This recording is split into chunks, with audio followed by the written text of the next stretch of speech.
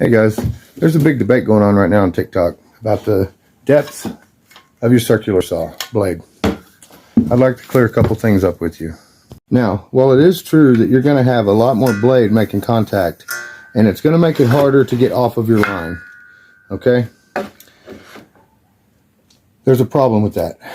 What you're doing is you're burning your blade excessively from all through here.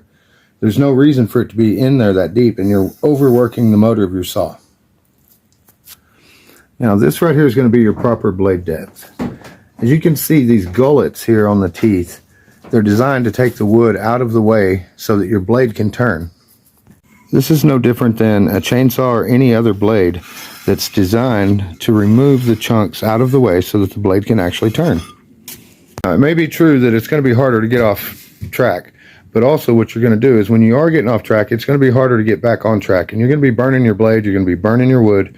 It's no good for anything. You're wearing out your saw, and I'm telling you, the proper blade depth is 1/2 of that gullet. You want the teeth sticking out and just half of that showing. I'm the last living Craftsman. Prove me wrong.